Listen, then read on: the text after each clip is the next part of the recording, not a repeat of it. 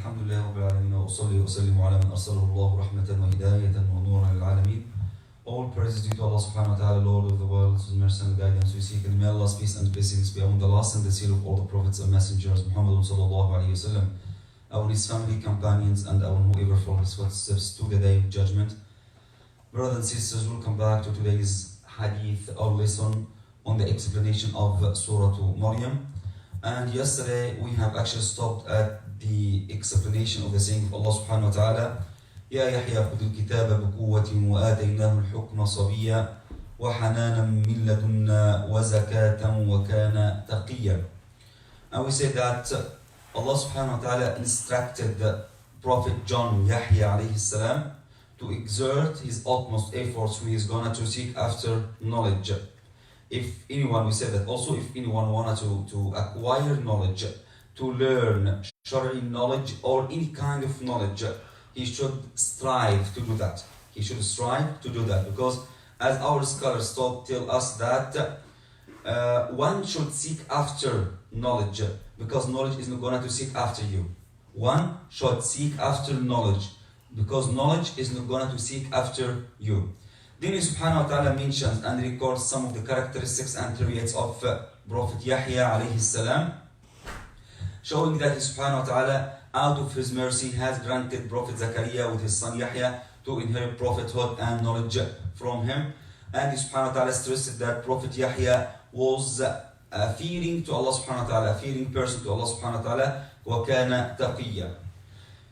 In today's lesson, Allah subhanahu wa ta'ala continues to highlight the characteristics of Prophet Yahya alayhi salam. Allah subhanahu wa ta'ala says, وَبَرًّا بِوَالِدَيْهِ وَلَمْ يَكُنْ جَبَّارًا عَصِيًّا وَبَرًّا بِوَالِدَيْهِ وَلَمْ يَكُنْ جَبَّارًا عَصِيًّا وَسَلَامٌ عَلَيْهِ يَوْمَ وُلِدَ وَيَوْمَ يَمُوتُ وَيَوْمَ يُبْعَثُ حَيًّا. Allah subhanahu wa ta'ala mentions here in this verse that Prophet Yahya alayhi salam was dutiful to his parents. He used to kindly deal and treat his parents. This is a very important topic in Islam. This is a very important topic in Islam, which is being dutiful to one's parents, which is birrul walidayn, which is birrul al-walidayn. In many verses in the Quran, we are ordered to be dutiful to our parents, to our fathers, to our mothers.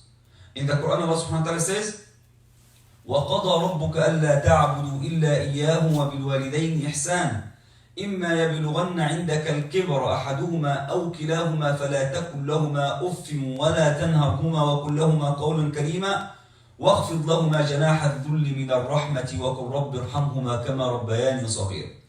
In another verse, the subhanahu wa ta'ala says, وَإِنْ جَاهَدَاكَ عَلَىٰ أَن تُشْرِكَ بِمَا لَيْسَ لَكَ بِهِ عِلْمٌ فَلَا تُطِعْهُمَا وَصَاحِبْهُمَا فِي الدُّنْيَا مَعْرُوفًا. In another verse, the subhanahu wa ta'ala says, وَاعْبُدُوا اللَّهَ وَلَا تُشْرِكُوا بِهِ شَيْئًا وَبِالْوَالِدَيْنِ إِحْسَانًا. Throughout many verses in the Quran, Allah subhanahu wa ta'ala orders us and instructs us to be dutiful and to deal justly and kindly with our parents, and not to show any sign of disobedience to them, not to show any sign of scorn to them, not to in any way object to any of their orders, to any of their speech. The word of like that, we can translate it like no. No. Scholars say that it's just a mere sign of objection to parents' speech. A mere sign of objection to parents' speech. In case one of our parents is going to tell us something and we're going to say no, it's considered some sort of disobedience to Allah subhanahu wa ta'ala and to His Messenger sallallahu alayhi wa sallam. Because, brothers and sisters, you know that the easiest way to be admitted into the paradise, according to the hadith of the Prophet sallallahu alayhi wa sallam, is through your parents. This is the easiest way to be admitted into the paradise, through your parents. The Prophet sallallahu alayhi wa sallam is reported to have said, الوالدان أوسط أبواب الجنة, mean that your parent is the easiest way to the paradise. So, فإن شئت حافظت على هذا الباب وإن شئت ضيعته. So, whosoever wanted to keep that door to the paradise, he should do so. And who want to neglect the door, he would do so. So, parents and showing kindness to them and dealing justly with them is a door leading directly to the paradise. Even in the Quran, Allah subhanahu wa ta'ala says, even if one's parents are not Muslims, are polytheists, are mushrik, and they all the time ask you to show disobedience to Allah subhanahu wa ta'ala, to disbelieve in Allah subhanahu wa ta'ala, Allah says to you, okay, don't obey them, but at the same time, you should deal kindly and justly with them. وَإِنْ جَاهَدَاكَ عَلَىٰ أَن تُشْرِكَ بِي, meaning that, even though your parents all the time are asking you to show disobedience to Allah, to disbelieve in Allah, Allah says to you, don't disobey them in that point. Don't disobey them in that point. But meanwhile, you must فَلَا تُطِعْهُمَا وَصَاحِبْهُمَا فِي الدُّنْيا مَعْرُوفًا, deal kindly and justly with them. Okay? So, وَبَرًّا بِوَالِدَيْهِ. So that's number one. So, being dutiful to parents, a way leading to paradise. Leading to paradise for him. You know, it's a very impressive story reported by Imam al-Shafi'i, Allah be pleased with him. One day, he was in Mecca, and a man came to him and said to him, "Oh Imam, look, I have carried my mother on my back and I made tawaf with her. I carried my mother on my back and I made tawaf with her around the Kaaba. Do you think that I have paid back my debt to her?" Imam says, "No, you have never ever done so. And you have never ever paid back just one of the pains she endured when giving birth to you. She never ever paid back just one pain, one of the pains she endured when giving birth to you." So all of us should be dutiful to our parents. Then Allah subhanahu wa ta'ala says about Prophet John, وَلَمْ يَكُنْ جَبَّارًا عَصِيًّا. He was not a disobedient Prophet John. He was not a disobedient tyrant. Mean that those who disobey Allah subhanahu wa ta'ala are tyrants, are wrongdoers. Those who disobey Allah subhanahu wa ta'ala, who does not act on the orders of Allah subhanahu wa ta'ala and the orders of the Prophet sallallahu alaihi wasallam, are wrongdoers, are tyrants. And Allah subhanahu wa ta'ala does not love those who are wrongdoers, and Allah subhanahu wa ta'ala doesn't love those who are tyrants. So Prophet Yahya alayhi salam was not like that. He was not like that. Then subhanahu wa ta'ala highlights one of his gifts on Prophet Yahya alayhi salam. He says, وَسَلَامٌ عَلَيْهِ, and peace upon him. The day when he was born in, the day when he is going to die, and the day he is going to be resurrected. And peace upon Yahya, the day when he was born in, the day when he would die, and the day when he would be resurrected in hereafter. The question right now, why does Allah subhanahu wa ta'ala specify these 3 days in particular? Why does Allah subhanahu wa ta'ala specify these 3 days in particular? Brothers and sisters, scholars believe that concerning the birth day, which is the first one, that is because a boy or a child is going to come to a new world, a world about which he does not know anything at all. He doesn't know what is waiting for him in that worldly life. So that's why it is a difficult one. It is a difficult one. Number 2, concerning the day of his death,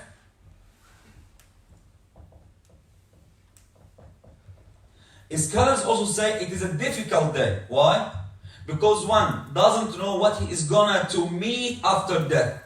Is he going to be admitted into the paradise? Is he going to be admitted into the hellfire? What he is going to do with the angels in the grave? Is he going to would be able to answer the questions offered to him in the grave or not. So it's another difficult day. And the most difficult day ever is the resurrection. Day of resurrection. Day of resurrection, which is Yawm al-Qiyamah.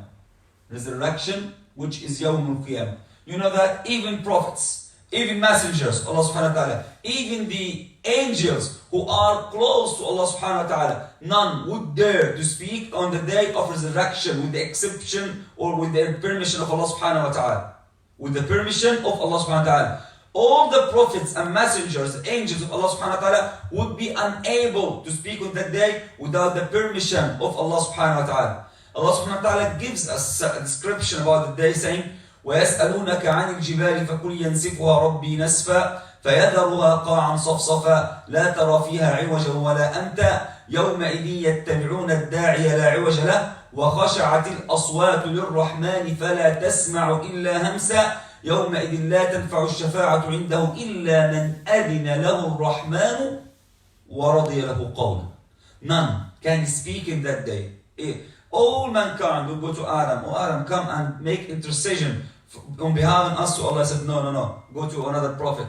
People would go to Prophet Noah and he would say the same like Adam. To Prophet Abraham would say the same like Noah. Prophet Moses, they say like Moses. They say like Ibrahim. Would go to Prophet Jesus Christ, Isa alayhi salam, and he would say the same like Moses until he would come to Prophet Muhammad sallallahu alayhi wasallam, and he sallallahu alayhi wasallam is gonna to make intercession, shafa'ah, on behalf of all of us on the day of resurrection.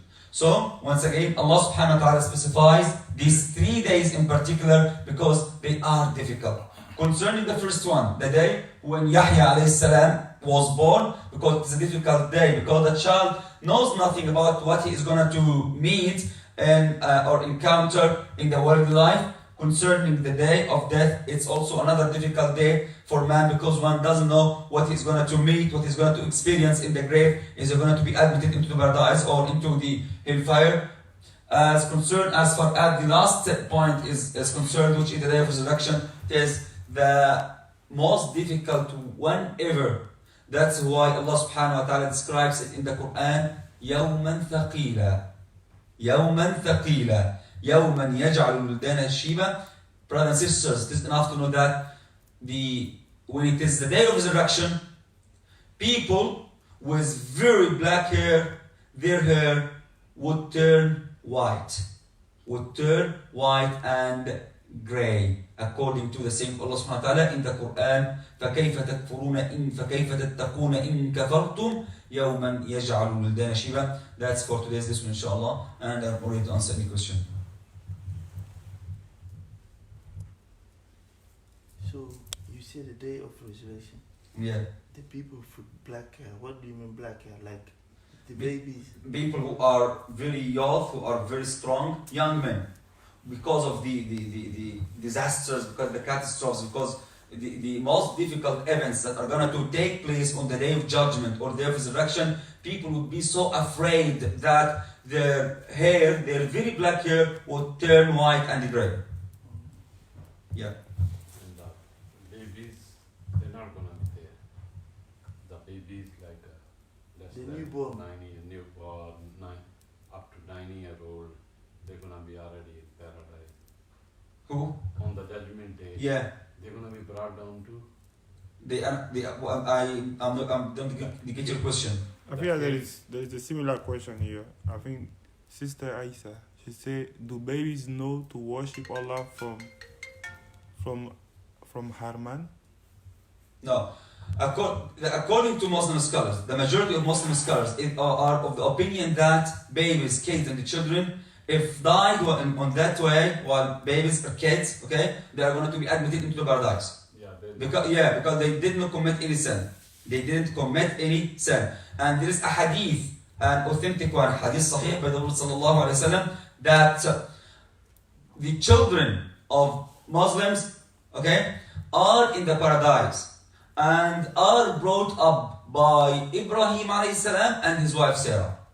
This is a sahih hadith from the Prophet sallallahu alaihi wasallam. Yes. What about you know they have children who kill people also. Who what? The children who commit like suicide. As long as a child does not reach the age of taklif, that particular age at which he is going to be responsible, he is going to be held accountable from the Islamic point of view for his deeds. Okay, all of his deeds are not to be recorded down on him in the way that he's going to be held for them, accountable for them. Yes. So in a hadith, there is no that that age, like it's a 9-year-old or.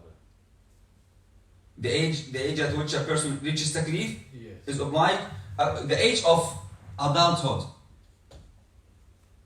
The age of adulthood. Some scholars say start from 12, some say 13, some say 14, etc. Like that. Yeah. Very easily you can say when the man or the woman or the boy or the girl is able to give birth to children. Yeah. Any other questions? So thank you. Assalamu alaikum wa rahmatullahi wa barakatuh.